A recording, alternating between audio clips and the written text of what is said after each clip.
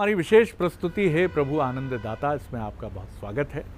मैं हूँ शरद द्विवेदी और जिस तरह से हम ये क्रम और ये यात्रा निरंतर बढ़ते चले जा रहे हैं और भिन्न भिन्न पड़ावों पर इस भारतीय प्राचीन सनातन परंपरा रूपी रतन, अनमोल रत्न, इसके जिन जिन आयामों से हम परिचित हो रहे हैं प्रोफेसर गोस्वामी जी के माध्यम से, मैं आपको हृदय से बता रहा हूँ कि मैं खुद एक विनम्र विद्यार्थी की तरह हर एपिसोड के बाद जैसे यूरेका चीखते थे आर्किमिडीज के बारे में जो कहा जाता है, वैसे मैं चीखता हूँ। मुझे लगता है कि आज ये रत्न मिला, आज ये अमूल्य मोती प्राप्त हुआ।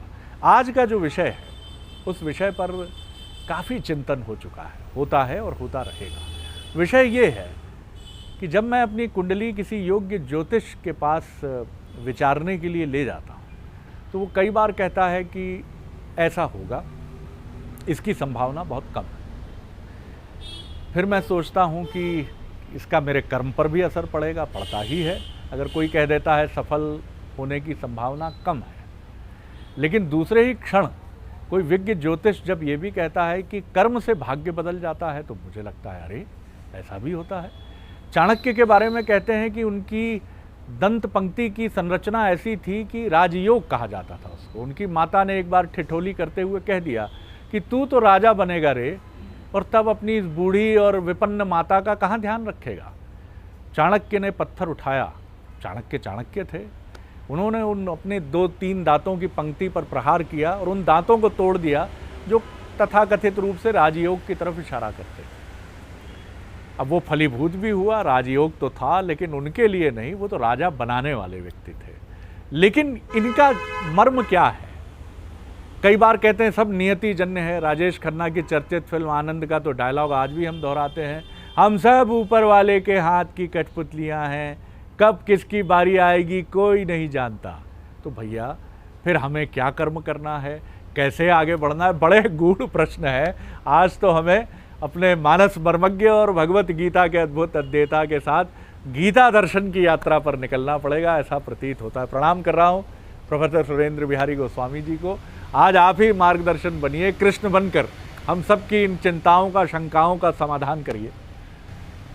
आज आपका चिंतन फिर गूढ़ और गंभीर भी है और बड़ा सहज भी है और सामान्य भी है।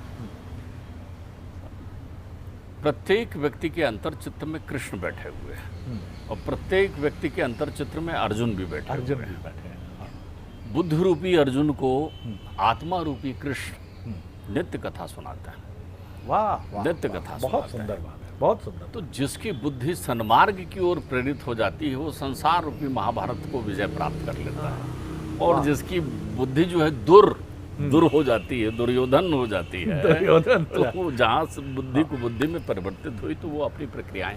अच्छा चिंतन आपने किया है, चिंतन का ये श्रेष्ठतम विषय है। इसके लिए मैं आपको 2 उदाहरण देना चाहूँगा। मुझे लगता है 2 उदाहरण में एक लौकिक उदाहरण आपको दूंगा जी, प्रत्यक्षता उदाहरण जिस पर मैंने कार्य किया है शोध करते हुए, और दूसरा उदाहरण आपको पुराणगत दूंगा। लौकिक उदाहरण जिस पर मैंने शोध किया, तो जब ज्योतिष की यात्रा हम प्रारंभ कर रहे थे तो ज्योतिष में हमें सामान्य रूप से यही सुनने मिला कि अरे वो फलाने ग्रह जो हैं हमारे दुश्मन हो गए हैं, शनि की कुदृष्टि हम पर पड़ रही है, राहु केतु हमें परेशान कर रहे हैं, अमुक हमारे गोचर में आ गए हैं, सप्तम स्थान में इसका फल मिल रहा है, अष्टम स्थान में इसका फल मिल रहा है। तो मैंने अपने पिताश्री से डॉक्टर पंडित चैतन्य राम गोस्वामी से मैंने निवेदन किया कि ये ग्रह हमसे शत्रुता क्यों करते हैं जी। तो बोली ऐसा तुम क्यों कह रहे हो कि ग्रह शत्रुता करते हैं? मैंने कहा उनके प्रतिकूल होने पर फलश्रुति अलग अलग हो जाती है। बोले अच्छा, बोले तुम पहले आज किसी ऐसे चिकित्सालय में जाओ जो शासकीय स्तर का हो और उसमें ये देख कर आओ कि आज से 30 वर्ष पूर्व का रिकॉर्ड उपलब्ध है क्या, कि एक ही दिन, एक ही समय, एक ही क्षण में कितने लोग आए हुए थे, उस रजिस्टर में पता करो। तो मैं गया एक अस्पताल में और संयोगवश मैं उदाहरण को थोड़ा परिवर्तित कर रहा हूँ, संयोगवश मुझे वहाँ 4 नाम मिल गए। चारों ही एक ही नक्षत्र, एक ही समय, एक ही क्षण पर संसार में आए थे। फलश्रुति के हिसाब से चारों की कुंडलियाँ एक थी, चारों की कुंडलियाँ एक बनी। बोले कुंडली बनाओ इनकी, तो उन चारों की कुंडलियाँ एक बनी। बोले अब ये पता करो कि ये लोग हैं कहाँ। किसी की कुंडली में निकल रहा था कि साहब ये बहुत बड़ा धनपति बनेगा, फलाने हैं सप्तम स्थान पर, ये है फलाने जो भी है। किसी की कुंडली में निकल रहा था नौकरी पेशा में होगा और ऐसा होगा और वैसा होगा। तमाम चीज़ें चारों की कुंडलियों में अलग अलग स्वरूप में भाव निकल रहे थे, भाव, लेकिन कुंडली का श्रुत फल एक था। तो चारों को महाराज होना चाहिए था, अर्थात राजयोग से उपलक्षित थे। केंद्र में बृहस्पति, शुक्र इत्यादि ग्रह थे। जब चारों के बारे में पता किया तो चारों श्रमिक थे, ओह, चारों मजदूरी कर रहे थे। उन मजदूरी करने वाले लोगों से मैंने जब मुलाकात की तो मैंने देखा कि एक क्लेश में मजदूरी करता है, दूसरा आनंद में मजदूरी कर रहा है उसी कर्म को करते हुए, तीसरा मजदूरी तो कर रहा है लेकिन उसके पुत्र पुत्रादि इत्यादि बड़े धार्मिक प्रक्रियाओं में लगे हुए हैं, और चौथे को मैंने देखा कि उस मजदूर का पुत्र कलेक्टर बन गया है। लेकिन चारों मजदूर थे। तो अब मेरे चिंतन में आया तो पिताजी ने कहा, भाई किसको ग्रहों ने प्रतिकूलता का प्रदर्शन किया है? मजदूर तो चारों ही हैं, अपने कर्म का संपादन कर रहे हैं, लेकिन जिसने आनंद में प्रवेशगत अपनी प्रक्रियाएं की। अच्छा, मजदूर की एक और विशेषता होती है। मजदूर का उदाहरण बहुत सुंदर इसलिए भी होता है कि वो रोज मजदूरी करने जाते हैं और रोज वैसे ही लौट कर घर आ जाते हैं। उन्हें मालूम है मजदूरी वही मिल रही है, किसी प्रकार से आशा निराशा उनके अंतर्चित्त में नहीं होती, उतना ही पैसा लेकर उनको आना है। अवश्य में भोक्ताभ्यम कृतम कर्म शुभाशुभम। पहले एक बात ध्यान रख लीजिए, प्रारब्ध ने, आपका प्रारब्ध बहुत अच्छा था इसलिए आप मनुष्य बन गए, प्रारब्ध यही खत्म हो गया। क्या बात है, वाह। प्रारब्ध आपका बहुत अच्छा था इसलिए आप मनुष्य बन गए, बस इतना ही है, प्रारब्ध को इतना ही मानिए। दूसरा, आप कर्म फल की ओर आइए। जो बात भागवत जी के प्रसंग में कृष्ण नंद जी से कहते हैं, वो इंद्र की पूजा कर रहे हैं। वो कहते हैं, इंद्र को कभी आपने देखा? इंद्र कभी आपके पास आए? वर्षा के देवता हैं, वर्षा करेंगे, आपको सुखी रखेंगे। इंद्र के लिए इतना हवन अनुष्ठान इत्यादि आप कर रहे हैं। कभी आपसे मिलने आए? कभी आपसे पूछा कैसे हो नंद जी? बोले नहीं देखा। तो बोले जो मिलने आए हैं उसको क्यों नहीं देख रहे हैं? बोले कौन मिलने आए हैं? वो जो आपकी गायों को घास खिलाते हैं, वो जो वर्षा के बादलों को अपनी तरफ खींचते हैं, वो जो आपको लकड़ियां देते हैं ईंधन के लिए, वो जो गोधन की सुरक्षा करते हैं। बोले कौन? बोले गिरिराज गोवर्धन, उनकी पूजा करिए आप। इंद्र की पूजा से क्या लाभ होना? बहुत सुंदर बात है साहब, वाह। अवश्य में वो भोक्ताभ्यम, आपको अपने कर्म का फल भोगना होगा। जो कि फलश्रुति हमारे आशा के अनुकूल या प्रतिकूल हो जाती है, हमारा ध्यान फलश्रुति पर रहता है, तो हम लौट करके ज्योतिष, प्रारब्ध, कृमाण इत्यादि का आसरा लेकर कहीं ना कहीं कोई ऐसा बहाना ढूंढते हैं जिससे हम तृप्त हो जाएं। मान लीजिए कोई काम ऐसा हो गया जो हमारी इच्छा के विरुद्ध हो गया, तो हम फिर उसको दोष भाग्य को दे देते हैं, वो भाग्य में ऐसा था। मान लीजिए कोई बहुत कुछ प्राप्त हो गया तो तुरंत कहते हैं, दूसरा आदमी कहेगा उनका भाग्य बहुत अच्छा है, जब से वो बड़ी बहू आई है बढ़ रहे हैं आगे। अच्छा, बड़ी बहू तो बहुत जगह आई है, बहुएं तो हर घर में आई है, तो किसी बहू आने, ये बहू आई और ये जो है इनका सब चला गया। कमाल है। आपने जो है कहीं ना कहीं मटका फोड़ना है आपको, तो मटका तो कृष्ण की तरह फोड़िए ना, जो आनंद के लिए फोड़ते थे, जहाँ रसी रस बरसता था। देवता आपके घर के पड़ोस में नहीं रहते ग्रह, कि शनि महाराज आपको काला कपड़ा पहने देखे हैं या नीला कपड़ा पहने देखे हैं तो खुश हो गए। ये देव हैं, ये सचराचर सृष्टि के अंतरिक्ष में विचरण करते हुए वातावरण का निर्माण करते हैं। यदि आपके अंतर्चित्त में भाव आया कि मुझे मकान खरीदना है, एक मकान खरीदना है, और उसके बाद आप परेशान हो गए, बोले साहब शनि चल रहा है, मकान नहीं खरीद पा रहा हूँ। क्यों? आपके पास धन नहीं, आपके पास पैसों की व्यवस्था नहीं हो पा रही है, तो दोष आप शनि को देंगे क्या? कितनी सुंदर विचारधारा दी है। शनि आपके मस्तिष्क का मालिक होता है, न्याय प्रिय होता है। परिवेश ने सुंदर काम किया, चित्त आपका अच्छा दौड़ा कि इतना उत्तरार्ध आ गया है, कुछ करूं तो करिए ना कर्म। तो कर्म करते हैं तो क्या करते हैं? वो गीता का एक श्लोक जो है, मैं बार बार लोगों से कहता हूँ, उस श्लोक के दूसरे भाग पर ध्यान दीजिए। पहले भाग पर भी उतना ध्यान दीजिए, लेकिन दूसरे पर ज्यादा। कर्मण्येवाधिकारस्ते जी, जिसके लिए आप जीवन भर लड़ते हैं कि हमारा अधिकार क्या है, हमारा अधिकार क्या है, और तरह तरह के अधिकार के लिए एक बेटा भी घर में पहुंचता है, वाह मेरी जमीन जायदाद पर अधिकार है, मेरा फलानी जगह अधिकार है। संविधान की बात करते हैं तो स्वतंत्रता हमारा अधिकार है। सारे लोग कर्मण्येवाधिकारस्ते पर सोचते हैं, तो कर्म तेरा अधिकार है ना, कर्म क्यों नहीं कर रहा है?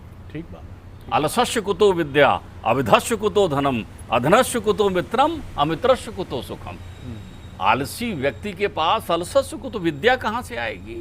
विद्या का अर्थ पढ़ना नहीं, विद्या का अर्थ सक्रिय होकर कढ़ना, बढ़ना। बूंद बूंद से घट भरे टपकत रीतो होए, आशा ही परम दुखम निराशा ही परम सुखम।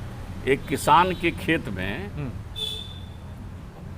जोतता है, हल चलाता है, कृषि करता है, 5 बोरी अनाज होता है। किसान कहता है नहीं, अगले बरस में बहुत अच्छा काम करूंगा और मेरे यहाँ 25 बोरी अनाज मैं लूंगा। दूसरे बरस वो कस के मेहनत करता है और काम करता है, 20 बोरी अनाज आता है उसके पास में। वो दुखी है क्योंकि उसने आशा 25 की रखी हुई थी। वो दुखी है। तो हमारा ये है कि कर्मण्येवाधिकार अस्ति, तेरा अधिकार है। माँ फलेषु कदाचन, फल तो तेरे अधिकार क्षेत्र में है ही नहीं ना।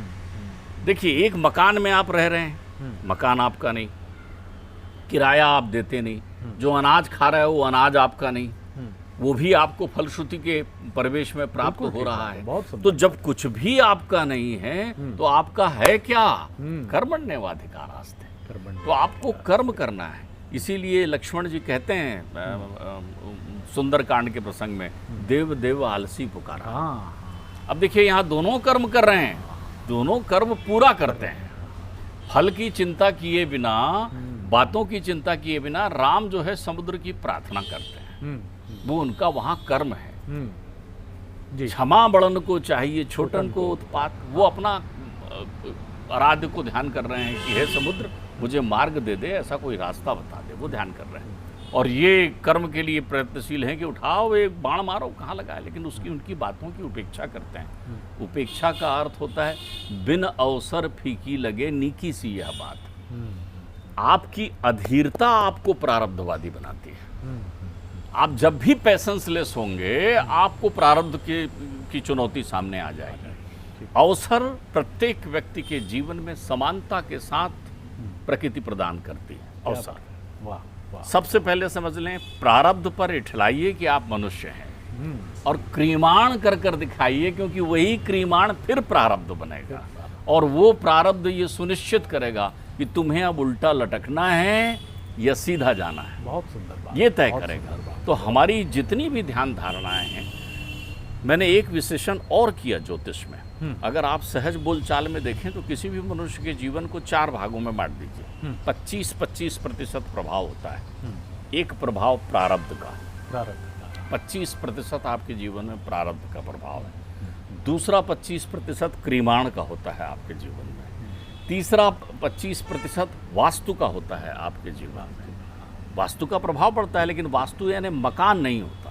वास्तु का अर्थ होता परिवेश होता है। परिवेश। और एक 25% आपके कुल परिवार का होता है कि किस कुल परिवार में आप, या उसको एक 25% को आप ग्रह गति में लगा सकते हैं कि अंतरिक्ष सचराचर पर विद्यमान होने वाले शिशुमान चक्र के अधीन जो विभिन्न नक्षत्र घूम रहे हैं, वो कौन सा नक्षत्र आपकी मानसिक तरंगों से मिलेगा और उसके आधार पर आपकी विचारधाराएं बनाएगा। लेकिन इन सब पर भारी है आपका कर्मण्येवाधिकार। केवल कर्म, केवल कर्म। देखिए, जैसे ये आज है, आज हम खड़े हैं, बस थोड़ा चले ये कल हो गया और हम पहुंच गए कल में। तो कल कौन सा बन गया? जो आज है। तो आपने यदि आज अच्छा कर्म किया तो सुनिश्चित तौर पर आप किसी ऐसे कल में प्रवेश करेंगे जब आपका बीता हुआ कल सुखद होगा। वाह वाह। और उस प्रयत्नों से फलश्रुति आपको जो मिलेगी, फलश्रुति आपके हाथ में नहीं, काम करना आपके हाथ में है। फलश्रुति, जैसे मैं कहता हूँ लोगों को बार बार, सबसे सुंदर उदाहरण हमारे युवाओं के लिए, आप पेपर में बनाने बैठे हैं टेस्ट का, एग्ज़ाम का, परीक्षा का, बहुत अच्छे से पेपर देने के लिए बहुत अच्छे से पढ़कर पेपर देना आपका कर्म है। अब जांचने का काम तो मूल्यांकन करता का है ना, आप उसके बारे में सोचते हुए क्यों लिख रहे हैं? आप उसको सोच रहे हो भगवान मुझे फर्स्ट दे दे, भगवान मुझे मेरा सिलेक्शन कर दे। अब यहाँ भगवान कहाँ से आ गया? सिलेक्शन तो तुझे करवाना है अपने आप का। तो वो भगवान वहाँ से बोल रहा है तेरे को, हे भगवान बोलने वाले तू पढ़ ले, हे भगवान बोलने वाले तू अच्छे से लिख ले, हे भगवान बोलने वाले तू अच्छी संगत कर ले। वो जो बोल रहा है वो मन और बुद्धि सुन रहा है, समझ रहा है, लेकिन कर नहीं रहे हो तुम। बहुत सुंदर तरीके से आपने ये बात समझाई है। तो इतना समझ लीजिए कि कर्म प्रधान है जग। और जैसा हमने सुना प्रोफेसर साहब से कि दोनों ही अवधारणाएं हैं, बिल्कुल हैं और हमेशा रहेंगी, लेकिन एक बहुत सुंदर नीति कथा है। बाढ़ से घिरे एक गांव में भगवान के एक पुजारी या भगत, जो भी समझिए आप, वो बाढ़ से अपने घर में घिर गए और छत पर चले गए। उनके परिवार के सारे लोगों को बचा लिया गया, लेकिन जब सेना बोट लेकर आई तो उन्होंने कहा मुझे ईश्वर मेरी रक्षा करेगा। चले गए वो लोग, बहुत जिद की लेकिन नहीं माने। उसके बाद एक दूसरा दल आया जो और ज़्यादा संसाधन संपन्न था, उसने भी कहा आइए महाराज चलिए। उन्होंने कहा नहीं, मैं आज ईश्वर की परीक्षा लूँगा, मैं भी बहुत बड़ा भगत रहा हूँ। वो भी चले गए। तीसरी बार हेलीकॉप्टर आया, उन्होंने कहा देखिए पानी गले तक आ गया है आपकी उम्र 60 के नज़दीक है, आपसे आग्रह है कि ये पकड़िए रस्सी जो हमने लटकाई हुई है उसको पकड़ कर आ जाइए। उन्होंने कहा नहीं, अब तो प्रभु की ही कोई रस्सी आएगी तो वैतरणी पार करूँगा, अन्यथा मृत्यु के लिए तैयार हूँ। बहुत आग्रह के बाद भी नहीं माने तो मृत्यु तो आनी ही थी, डूब गए, मृत्यु हुई, आहत मन से पहुँचे। और ईश्वर भी बहुत ही अद्भुत एक व्यवस्था है, ऐसा माना जाता है, कोई अनुभव तो हमारा नहीं है, लेकिन ये नीति कथा है। ईश्वर के सामने पहुँचे, बड़े नाराज, क्षुब्ध, विचलित, बोले देख ली तेरी भी आज कृपा। उन्होंने हाथ जोड़कर, जैसा गोस्वामी जी हमें बताते हैं कि भगवान विष्णु ने तो ऋषि भृगु से पूछा कि चोट तो नहीं लगी, आपने मेरी वक्षस्थल पर, छाती पर प्रहार किया, सीने पर, आपके पैरों को तो, कोई कोमल पैरों को तो चोट नहीं आई, मैं तो कठोर हूँ। ईश्वर वैसे ही प्रस्तुत कि कहिए महाराज कैसे हैं आप, ठीक हैं, बहुत पीड़ा हुई आपको, बड़ा कष्ट हुआ हमें भी। उन्होंने कहा कहाँ तुम आए मुझे बचाने? तो मुस्कुराए, उन्होंने कहा 3 बार तो मैं आया था, मैं ही तो था वो, चाहे वो रेस्क्यू ऑपरेशन सेना का था या दूसरा दल था या तीसरी बार हेलीकॉप्टर था, मैं ही तो आया था, आप ही मुझे ठुकरा रहे थे।